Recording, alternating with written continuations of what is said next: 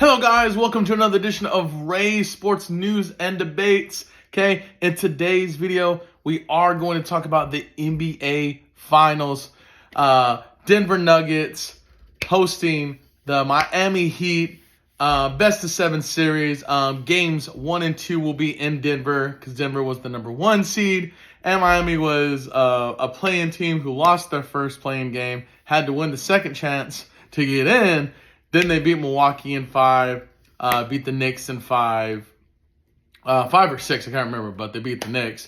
And then they took a while to get Game 4 against Boston, but they got in there. But I mean, I think a lot of people need to look at the Heat and give them what I think the respect they truly deserve. Now, I'm not saying Miami is a world beater by any means. But Erik Spoelstra finds a way. I don't know how he does it with this roster. And I'm not saying the roster is a bunch of scrubs or anything. But I mean, look at the teams that they beat to get here. They beat Giannis, Drew Holiday, Chris Middleton, Brook Lopez, who was first team all defense this year, and a lot of people don't even know that. Then you go into the second round. You beat Jalen Brunson, Julius Randle, R.J. Barrett, a very, very well defensively minded coach team in the New York Knicks. And then you beat what some people would argue is probably the second or third best duo in the league, and that's Jason Tatum and Jaylen Brown. Now, obviously, Game 7, first possession of the game, Jason Tatum twists his ankle. First play. Completely freak. You can't blame the Heat defender who's literally on the floor. There's nothing he can do. At that point, it's a freak play. But then that was the only shot that Tatum took the rest of the first quarter. And I get it. He's trying to put pressure on it and everything. But homeboy, your team needs you to play. Jaylen Brown, good Lord, Game 7. I hope he can put this behind him, but that was probably one of the worst games I've seen Jaylen Brown ever play. 8 turnovers, only had 19 points. Boston only put up 84 points in 4 quarters. And it's not like Miami was a bunch of world beaters. They only had 103, but that was enough to win Game 7. But when I look at the Heat and I look at Denver going in the finals, there's a lot of different matchups that I think the Heat are going to try to stop Jokic and the Nuggets. Because it's pretty clear the Nuggets are the favored team here. They were the best team in the West the whole year. They're coming into their own. Jamal Murray is fully healthy and he is balling. You got Aaron Gordon, out there, and Michael Porter Jr. knocking down threes. You got KCP as your other guard. A very, very talented defensive guard that I don't feel he gets a lot of credit for. And then, obviously you got Nikola Jokic. But I'm curious how Miami is going to change the game plan in the sense of guarding Jokic. I think one that I personally think that they're not going to do, but I would try in Game 1 just to kind of see how Denver is gonna, play with him, is I'd start Kevin Love. I'd put Kevin Love at that power forward position or at that center position, and I'm having him guard Jokic. They're pretty similar in weight. They're pretty similar in height. Jokic is a little bit quicker, but I think, pound for pound, I'd like to see Kevin Love at first guard Jokic. And then if that doesn't work, obviously Bam's going to have to step up and guard Jokic. But I'd like to have Kevin Love guarding Jokic and making him earn his points. And then I have, Bam in the paint or Bam guarding, Aaron Gordon or, maybe not Aaron Gordon because all he really shoots his threes like Kevin Porter. But they could go either way. You could put Bam Adebayo on him. You could put Kevin Love on him, and I think that's really why they rested him, because it's not like he's fallen out of the rotation. They didn't need him in that series because it's Al Horford at the center position, and Al Horford's not really going to bring a lot. He'll bring something to the game, but he's not going to bring the whole Shabbat. But and then I look at Denver and I'm like, who's going to stop Jimmy? Because if Jimmy gets hot, I mean, this team doesn't lose. When Jimmy's able to do what he wants to do. Now, I don't know who's going to draw that assignment, whether it's going to be Aaron Gordon or it's going to be Michael Porter Jr. I like Michael Porter Jr. a little bit better. He's younger. He's quicker. Aaron Gordon still got hops. I'm not going to lie. Homeboy still got hops. But, I think they'll start Michael Porter Jr. on him and kind of just see how they're going to run the offense through Jimmy, because that's how this Heat team goes. They go as far as Jimmy Butler goes. When he plays phenomenal, they're in it or they win. When he plays terrible, they lose. And there's no ifs, ands, or buts about it. And then I think it's going to be another thing is the other players, the role players, the guys coming off the bench that are really going to dictate how many games the Heat win this series. Because I don't think the Nuggets are going to sweep the Heat. But I mean, I look at Miami's roster. You got Jimmy Butler, Martin, Bam Adebayo, Vincent, Struss, all guys who really shoot the ball well from three outside of Bam, who has a very, very exceptional mid-range game. But, they're going to have to keep up with Denver because Denver's a very, very good offensive-oriented team.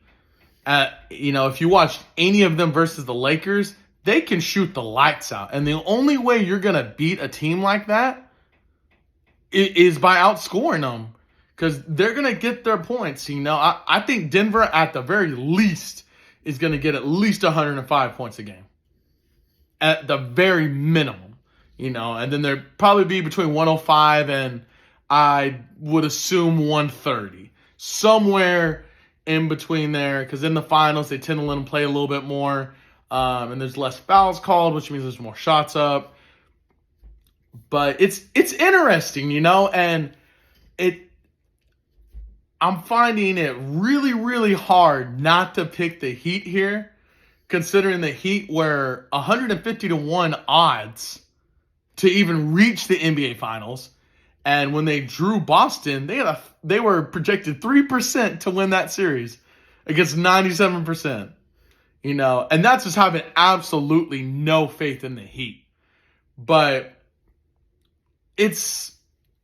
I think it could go either way. I really do.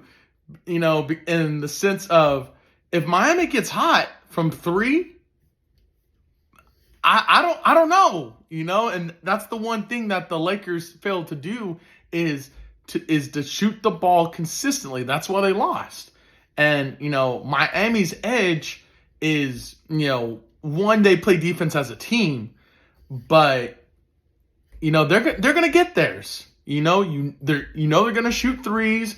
I mean, between they shot 28 in Game 7, and you make 14 of them. You shoot 50% from three, you're going to give yourself a shot to win the game, win any game, let alone the NBA Finals. And if Denver shoots like Boston did from three, and they shoot 9 for 42, 21.4%. I mean, the Heat are going to run all over this team, but I do think Denver's going to win this series. I'm not showing any disrespect to the Heat. Absolute props to the Heat for getting to the finals. Beating the teams that they did. And I heard this through a podcast I was listening to on the way to work this morning, and it actually makes a lot of sense when you think about it. I think the Heat are like that Cinderella team in the NCAA tournament. You know, like that one team that like no one picks, you know, to win it all. They're like a 12, a 13, or, you know, 12 or 13 seed, and they just keep finding a way to win, beating all these great teams, slowly moving up, and now they're in the championship. Now they're in the NBA Finals. You know, where it's the first of four. You know, and it doesn't matter how you get to those 4 wins. Obviously, the Heat can attest to that. As long as you get to 4 wins, you win. You win the series. But you know, and I think another X factor that's gonna really keep this series close, depending on how healthy he is, and that's Tyler Hero. Now they're penciling him in for sure, Game 3 when it goes back to Miami. But I think based on how Game 1 goes, if Denver just runs Miami out of the gym tomorrow, I think Tyler Hero comes back for Game 2. And, you know, I've heard, like, you know, people say, like, oh, well, Miami's playing so good without Tyler Hero. You know, how are you going to fit him back into the rotation? You're going to mess up the rhythm. I'm like, no, if anything, the rhythm's going to get better with Tyler Hero. A guy who can create his own shot, can shoot the three, and can take a little bit of the burden off Jimmy Butler. Because I look at Miami's roster, and, you know, these guys can shoot threes, but they're not world beaters. You know, and, you know, Duncan Robinson is going to have to, you know, continue to shoot well. I believe he's shooting 45% from the three-point line this postseason, which is like Steph Curry like numbers, you know. But, you know, outside of, you know, Robinson and Kyle Lowry, Miami really doesn't have a bench. You know, and you're gonna have to, you know, pick your poison, because if you choose to shut down Jokic, you know, Jamal Murray's gonna have a field day.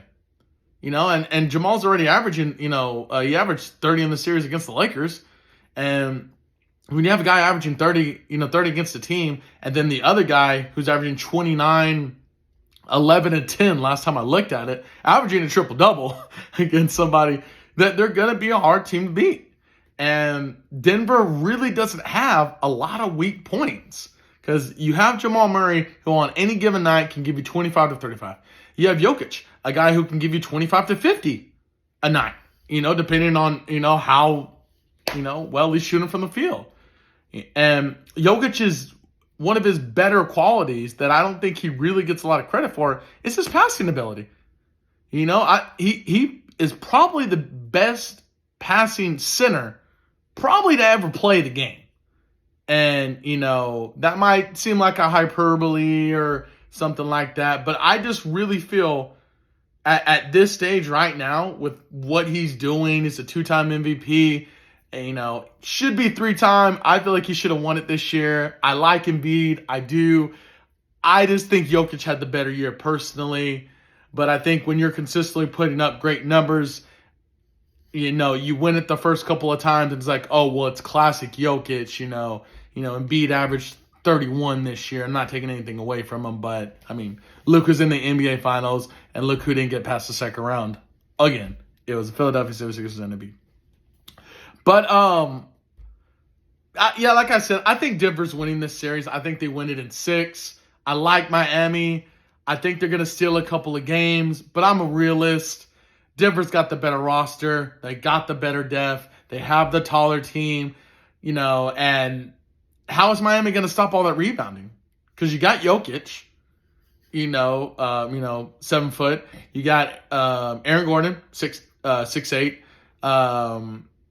Michael Porter Jr., 6'10", you know, and, you know, KCP and Jamal Murray are, you know, 6'2", 6'3", but, I mean, when you have a 6'8", a 6'10", and a 7-footer in your starting lineup, that's going to be hard to beat. You know, it's going to be hard to out-rebound the Denver Nuggets, you know, and that's where the Nuggets have really excelled this year, is offensive rebounding, especially in the postseason. And I just don't know how Miami is going to stop them from getting offensive rebounds, let alone rebounds in general. Miami is going to have to try and get as many second chance points as they can. But I like Jimmy Buckets. I do think playoff Jimmy is a thing. I know he doesn't want to admit it, but playoff Jimmy is like, he's legit and super happy for him. I think he's had 4 or 5 35-point postseason games this season. But yeah, I'm a realist. I'm gonna go Denver in 6 games. I think Denver wins the first 2. And then I think Miami splits. They win game 5, and then unfortunately Denver hangs up the Raptors or they don't hang up the Raptors in Miami, but they win the series in Miami. But yeah, I mean, I think it's going to be an interesting series. I hope it doesn't go 4 or 5 games. I really hope the series goes 6 or 7. But like I said, it's going to depend on how Tyler Hero comes back. What's Jimmy Butler going to do? What are the players around Jimmy going to do? Are they going to contribute, 20 to 25 a game? Or are they going to contribute 12 to 15 a game? How is Jokic going to play against Bam Adebayo? How's Bam going to play against Jokic? Is Bam going to get him in foul trouble? Who knows? But yeah, guys, that's going to wrap up today's video. Remember to hit that like button, hit that subscribe button. We did pass 100 subscribers on YouTube. So once again, thank you guys so much for that. And yeah, stay tuned to the NBA Finals. We're going to be doing recaps after every game, the day after, because there's going to be 2 days in between games 1 and game 3. Then they'll play that third day. Same thing between games 2 and 3. There'll be 2 days in between those games. But yeah, guys, subscribe to the channel, and let's see if we can get to 200 subs, guys.